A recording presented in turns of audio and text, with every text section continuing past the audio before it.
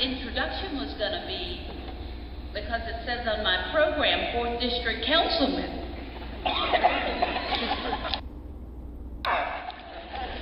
I've been doing a lot more than I thought I was doing. It's going to be a little exciting for me. It is a pleasure to be here. You don't want me to be your 4th District Councilman, but I have fun doing what I do at Wave 3. And it's even more exciting for me to be here today. I could run down there and hug every last one of you. I hope you're as excited as your family are today, and as excited as I am. And I speak at a lot of commencements, and I'm going to give you my commencement talk today. But my daughter just graduated last night, magna cum laude from the University of Louisville. And so I'm just full today. I just want to hug every graduate I see. Because parents, I know what's going on in your hearts and your heads and how excited you are. And trust me, every class you took, every test you took that you called and let them know, oh, I got this test to take tonight. They were taking it with you. Every test, they were, how'd you do? How did it go? How are you doing? So they are extremely proud of you today.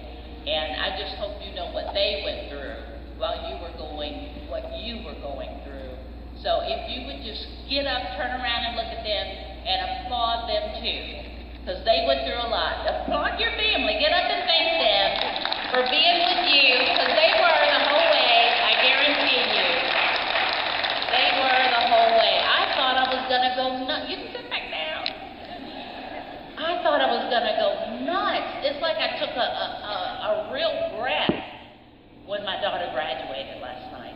I hope whatever you want these degrees to do for you, I hope that's exactly what they do. I hope that's exactly what they do. Now, it's not going to be a magic kind of wand thing where you can wave. It's going to take some attitude from you. That's the most important thing. I have a 15-year-old, and that's what we talk about a lot. You can imagine attitude. A 15-year-old. Pray for me. All I can say, 15-year-old. I may stand here for 5 minutes and just say that, 15-year-old. But we talk about attitude. And W.C. Fields, I say that at work. This is how I know that I'm getting too old. They go, who? W.C. Fields was a comedian many years ago. And he said attitude is more important than the past, than education, than money, than circumstances, than what people do or say. It is more important than appearance, giftedness, or skill. I tell all 3 of my kids that, 28, 27, 15. All of them. It's important. Now, I'm from Southwest Louisville. Anybody know where that is? A lot of them say, ooh. Somebody over here, Southwest Louisville, that's right. Shively, a lot of Shively, PRP. So I was born and raised. So my philosophy is a little more simple and down to earth. And I was trying to decide if I was going to give it to you all today, but I am, because that's just who I am.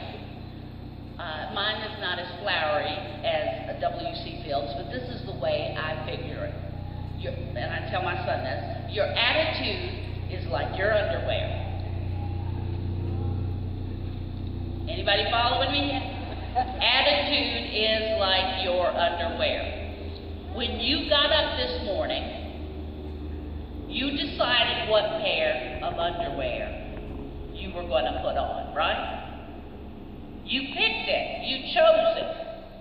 You picked it. You decided to put on that pair of underwear, right? Some of you are looking at me funny. If you don't have any on, don't say that. But what I'm saying is it was a choice. You decided to do that. That's what I tell my 15-year-old all the time. It's a choice. Your attitude, that's a choice. When he was a little boy, he used to get these little papers he'd bring home. If he was good, he got a green. If he had a little bit of a trouble, he had a yellow. If he, had a bad day, which we never had, it was red. rock on the yellow, and I said, what happened? And he said, Kobe pushed me in the water line. I had to push him back. I was like, really? You had to push him back. Mom, I had to push. No, you chose to push him back. But Mom, I had. No, you chose. That was a choice you made. Your attitude just like your underwear. You pick it. You decide whether you're going to put on that really comfy pair that makes you happy, makes you feel good and nice, right? Men are looking at me. You won't wear underwear to a band. Just stay with me, fellas. You decide whether you're going to put on that comfy pair or that pair that rides you all day long. It's a choice. It's a choice. The only thing between a good day and a bad day, the only difference is your attitude. Is your attitude. So when you grab this piece of paper and you go out there and you want to make a difference, that difference is going to be your attitude. When you walk in to get whatever job it is that you want to get, it's already in there. What are you going to do? It is your attitude. That's what it is. Because I can remember getting my degree. I was ready. I was so excited. Got a degree in biology to shut my mother up, and a degree in communications for me, because my mother didn't want me to get the communications degree. So that was for communications for me. So I got the communications degree. I was ready.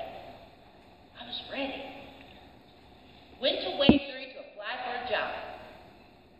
They didn't hire me. Went to Wave 3 to apply for a job again. They didn't hire me. How many times do you think I did that? No. 9 times. 9 times they told me no. 9. Last time I went in, I let them know, if you don't hire me, you are missing the best hire you have ever seen. Then I turned around and I walked out. I have never prayed so hard. And they called me back and they hired me. But you know what they told me? We will never put you on the air. Never.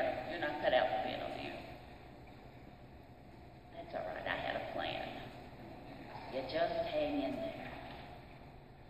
As Henry Ford said, whether you think you can or whether you think you can't. You're right. You get that? Whether you think you can or whether you think you can't, you're right. You already know you can, right? Or you wouldn't be sitting here today, right? Maybe you are in the job you want already. Well, what do you want to do with that? Where are you going to go with that? Whether you think you can or whether you think you can't, you're right. I can remember the day after so much that I had to do to get there, and they said, would you like to anchor our morning tea? Now in my head I wanted to say, no, remember, I can't do TV. I didn't say that. I smiled and I said, yes. It took a lot to get there. It took a lot to get there, whether you think you can or whether you think you can't. Whatever it's going to be, you're going to decide. You must think you can, right? When you walk up here today, stick your chest out. Put your swagger on. Do y'all know what that is, swagger? Little swagger going on. That's what I hear from my 15-year-old. Mama, I got the swagger. You need to put that on today and be proud of yourself. Be proud of yourself. Now, I'm going to tell you a little story about some frogs. You're laughing. This is a good story about some frogs. Now, these frogs were jumping through the grass. They're jumping. Little frogs are happy they're jumping through the grass.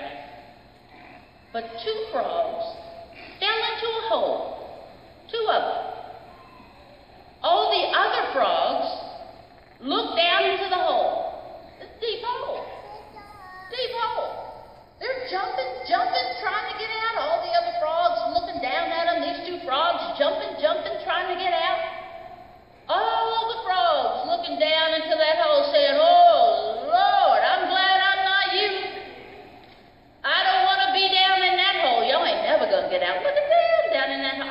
so glad I'm not, y'all stuck down there forever.